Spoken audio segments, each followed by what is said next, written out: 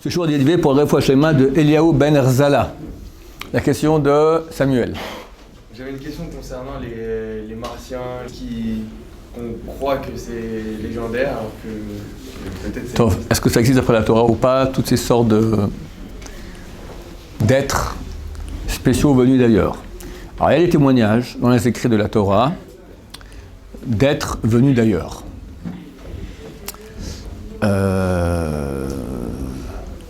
Il y a un endroit, c'est dans la Shira de Dvorah. Dvorah, une prophétesse, ils partent en guerre contre Sisra. Ce dernier vient avec 900 chars. Et Barak ben Abinoam, c'était donc le coéquipier de Dvorah dans cette guerre-là.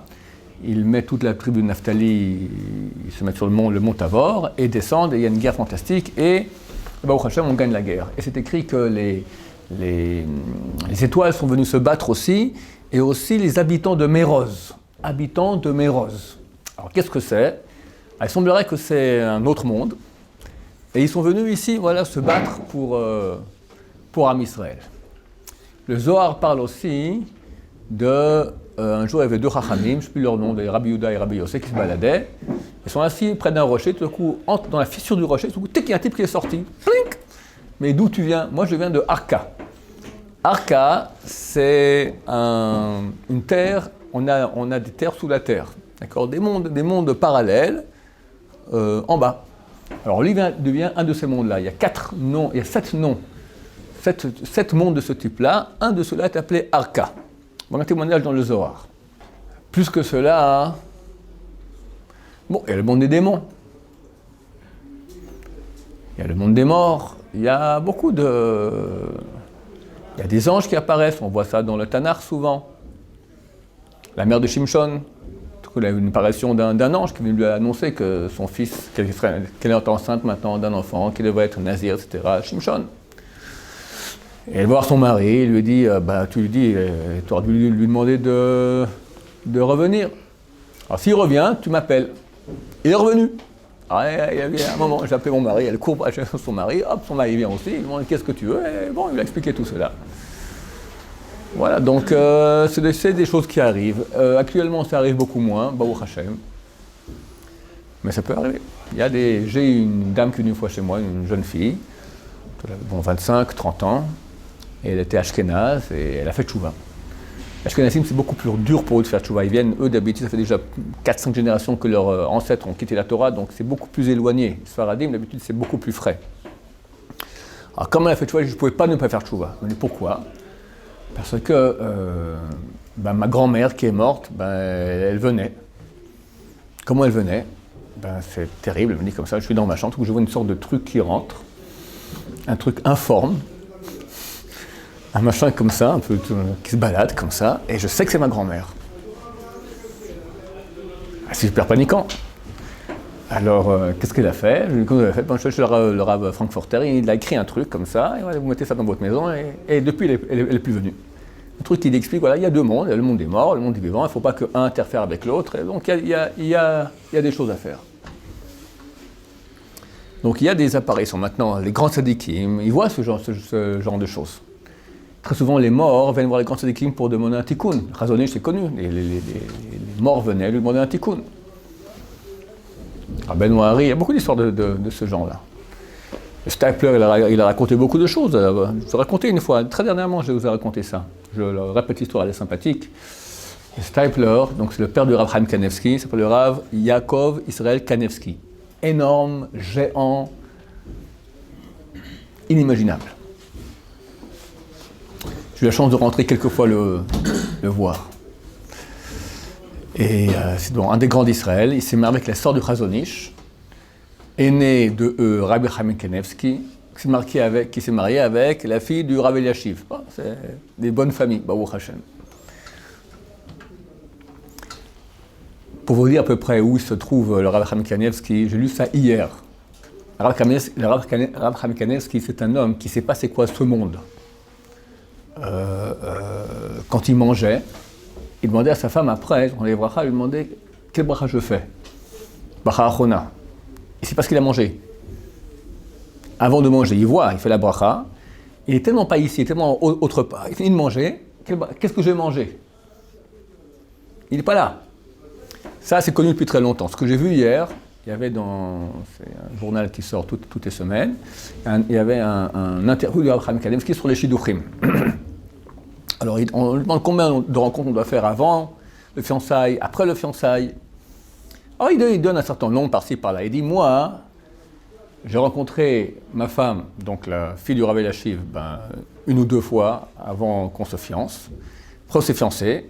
Et puis je suis venu Shabbat chez mon beau-père, le Rav Eliashiv, mon futur beau-père, le Rav Eliashiv. Et là, il y avait toutes les filles du Rav Eliashiv. Je ne sais plus que c'était elle. Je ne sais pas qui elle était. Tu vois où il est. C'est un autre monde. Bon, qu'on a alors, ça ne nous concerne pas, évidemment. Vous comprenez de quel grand on parle. Alors, son père, qui était énorme. De quoi je voulais parler? Alors, un jour, il y a un tzaddik à Bnei Brak qui est décédé. Ses enfants ont voulu éditer les écrits de leur père, les Lunishmato, pour l'élévation de l'âme de son père. Alors, ils ont demandé au Rav, est-ce qu'on a le droit d'utiliser de l'argent du Maaser pour payer l'édition des livres? Ça coûte de l'argent, l'imprimerie, etc. Le Sapir a dit, vous ne pouvez pas utiliser l'argent du Maaser. L'argent du Maaser est dédié pour les pauvres. Or, votre père, il est riche. Il n'est pas riche. C'est un Ben Torah, pas du tout d'argent, on n'a rien du tout. Un appartement très petit pour une grande famille. Non, il n'est pas riche. Non, il est riche dans le ciel. Il n'a pas besoin aujourd'hui de l'aide d'éditer les livres maintenant. Il n'a pas besoin de cette aide-là. Il est où il est maintenant, il a tout ce qu'il faut. Il est riche. Bon, il est revenu à la charge quelques jours plus tard. Peut-être que quand même, parce que peut-être que il a des péchés. C'est vrai qu'il a fait beaucoup de mitzvot, notre père, mais il a des péchés. Et quand même, ça va l'aider pour expier les péchés dans l'Olam Haba. Ça lui a répondu, les souffrances qu'il a avant de mourir, il était malade, tout ça s'expiait, tous ses péchés. Quelques jours plus tard, il revient de nouveau à la charge. Peut-être que ce que le Rav a dit, c'est vrai par rapport au péché par rapport à Dieu, mais peut-être par rapport aux gens.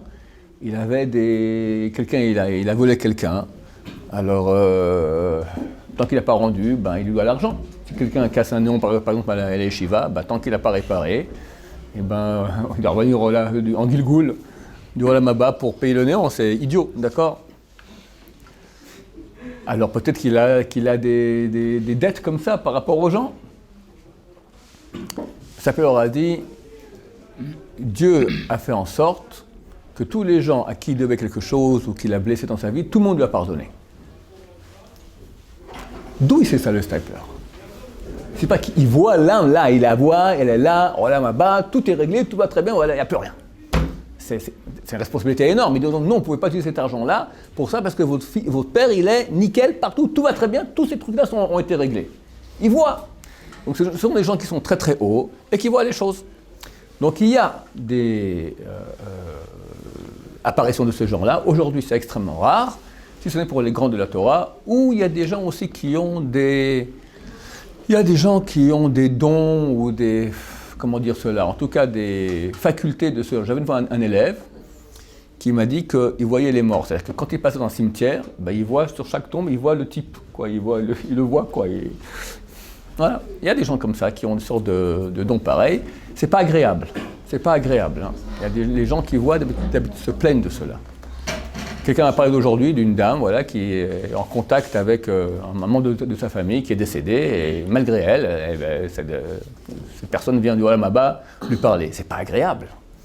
Il faut être super solide pour avoir des dons pareils. Rabbi Samba Shaoul, il avait roi HaKodesh. Il a dit, vous croyez que c'est facile? Il n'y a pas un jour où il n'y a pas quelqu'un qui vient me voir, qui a la sale maladie. Moi, je vois qu'il a encore quelques semaines, quelques mois à vivre, et je dois maintenant le rassurer que tout ira bien, le calmer, etc. C'est pas facile. Bon, au Hachem qu'on ne voit pas, qui a besoin de voir. Des questions? Alors on s'arrête pour ce sujet ici. Baruch Adonai,